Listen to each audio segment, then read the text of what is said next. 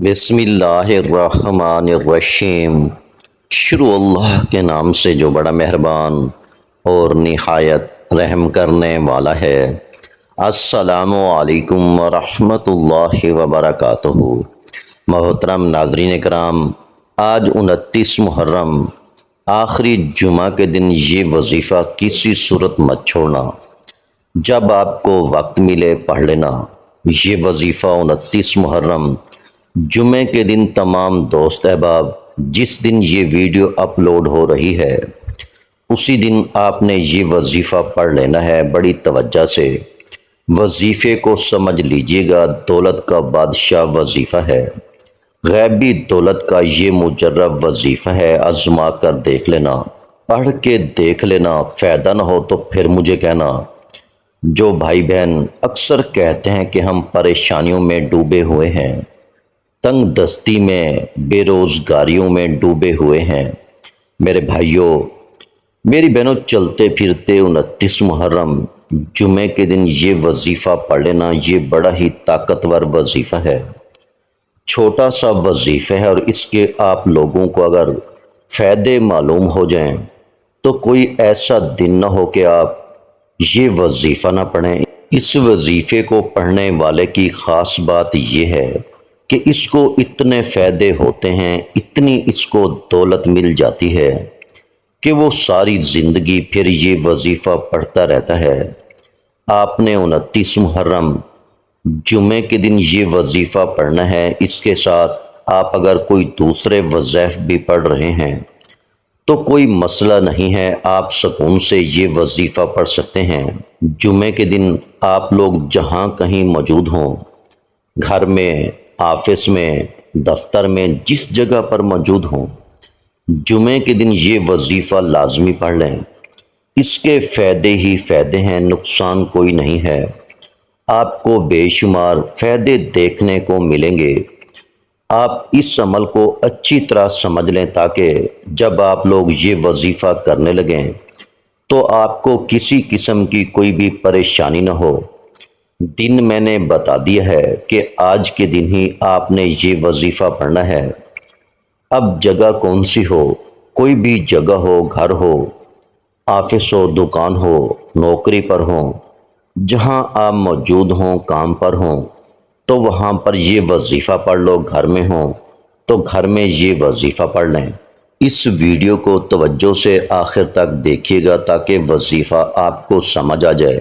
تو آئیے ناظرین کرام اب عمل کی طرف چلتے ہیں، لیکن اس سے پہلے اگر آپ اس چینل پر نئے ہیں اور آپ نے ابھی تک اس چینل کو سبسکرائب نہیں کیا تو خدا را اس چینل کو ابھی سبسکرائب کر لیں، کیونکہ ایسے بہت سے وظائف، بہت سے اعمال آپ کے حوالے ڈیلی بیسس پہ کرتا رہوں گا۔ 29 محرم آخری جمعے کے دن جہاں کہیں آپ موجود ہوں، جب آپ کو وقت مل جائے باوضو مصلی پر بیٹھ کر آپ نے سب سے پہلے نبی کریم صلی اللہ علیہ وآلہ وسلم کی ذات مبارکہ پر درود پاک پڑھنا ہے۔ درود پاک آپ کوئی سا بھی پڑھ سکتے ہیں، آپ صلی اللہ علیہ وآلہ وسلم پڑھ لیں یا صلی اللہ علی محمد پڑھ لیں۔ بہتر ہے کہ آپ نماز والا درود ابراہیمی پڑھ لیں، کیونکہ درود ابراہیمی کی فضیلت سب سے زیادہ ہے ثواب کی نیت سے۔ درود پاک ایک مرتبہ میرے ساتھ بھی پڑھیے گا۔ اللہم صلی علی محمد وعلی آل محمد کما صلیت علی ابراہیم وعلی آل ابراہیم انک حمید مجید۔ اللہم بارک علی محمد وعلی آل محمد کما بارکت علی ابراہیم وعلی آل ابراہیم انک حمید مجید۔ جب آپ لوگ درود پاک پڑھ لیں تو اس کے بعد آپ نے کیا کرنا ہے، یہ بڑی توجہ سے آپ نے سمجھنا ہے۔ درود پاک جب آپ پڑھ لیں تو اس کے بعد اپنی حاجتوں کی نیت لازمی کر لیں۔ جو آپ کی حاجت ہو، جس مقصد کے لیے آپ یہ وظیفہ پڑھ رہے ہو، آپ کو ذاتی مکان چاہیے، بینک میں آپ کو رقم چاہیے، آپ کے بینک میں اکاؤنٹ میں دولت ہی دولت ہو جائے، اس لیے آپ یہ وظیفہ پڑھ رہے ہیں۔ جو آپ کے معاملات ہوں، انشاءاللہ آپ لوگوں کی ہر خواہش، ہر دل کی تمنا اللہ جل شانہ نے چاہ تو وظیفہ پڑھتے ہی فوراً پوری ہوگی۔ بڑی سے بڑی آپ کو کوئی رقم چاہیے تو یہ نیت کر لیں، مثال کے طور پر 50 لاکھ چاہیے، ہم اس کے لیے یہ وظیفہ پڑھ رہے ہیں۔ ہمیں 1 کروڑ چاہیے، ہم اس کے لیے یہ وظیفہ پڑھ رہے ہیں۔ ہمیں ذاتی مکان چاہیے، ہم اس کے لیے یہ وظیفہ پڑھ رہے ہیں۔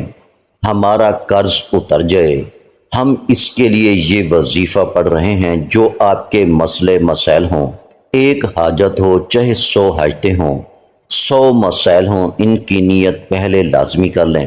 اپنے تمام مقاصد کی نیت کرتے ساتھ ہی فوری طور پر آپ نے ایک بار اعوذ باللہ من الشیطان الرجیم بسم اللہ الرحمن الرحیم پڑھ کر وظیفے کا آغاز کرنا ہے، اور سب سے پہلے نمبر پر آپ نے پہلا کلمہ پڑھنا ہے، لا الہ الا اللہ محمد رسول اللہ 7 مرتبہ۔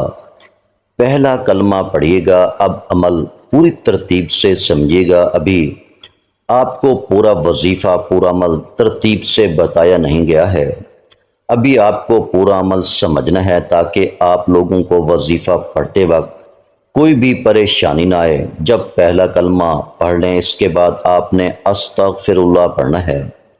استغفر اللہ 1 بار ہو گیا، استغفر اللہ 2 بار ہو گیا، استغفر اللہ 3 بار ہو گیا۔ اسی طرح سے آپ ہاتھوں کی انگلیوں پر پڑھ لیں یا تسبیح کے دانوں پر پڑھ لیں، آپ نے صرف 11 مرتبہ پڑھنا ہے۔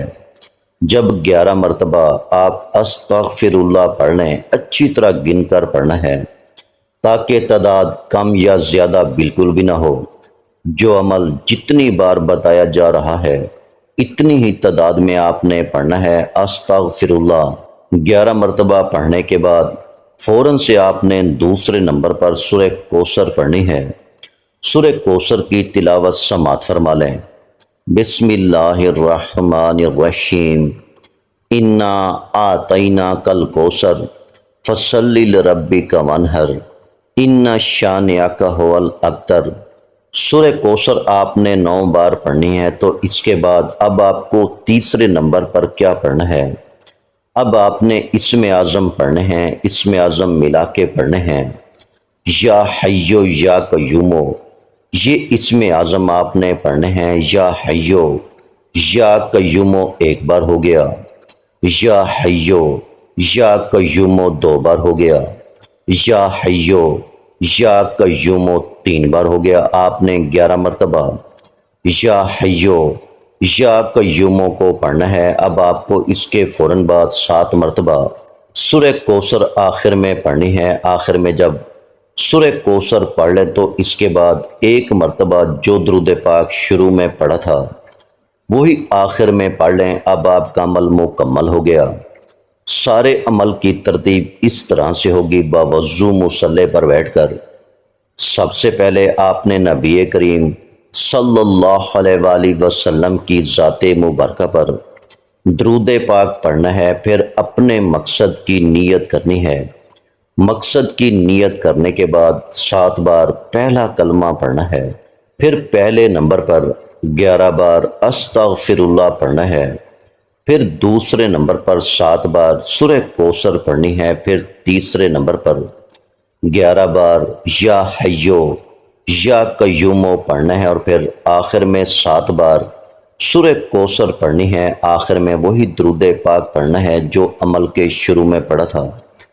عمل کر لینے کے بعد اللہ جل شانہ سے اپنی تمام پریشانیوں کے لیے دعا ضرور کیجیے گا۔ رسول اکرم صلی اللہ علیہ وآلہ وسلم کے پاک فرمان کا مفہوم ہے کہ اللہ تعالیٰ سے دعا ضرور مانگا کرو، اور ان موقعوں پر دعا مانگو تو تمہاری دعا رد نہیں ہوگی۔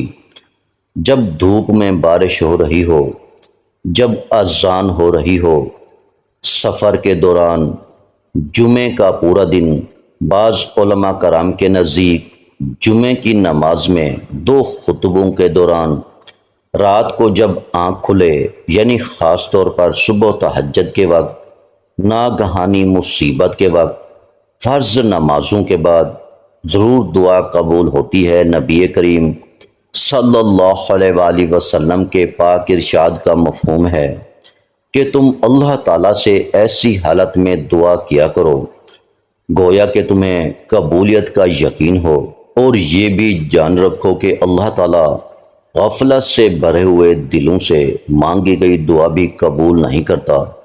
اکثر لوگ دعا کرتے ہیں اور اس کے قبول نہ ہونے پر پریشان بھی ہوتے ہیں، حالانکہ کسی کی دعا رد نہیں ہوتی۔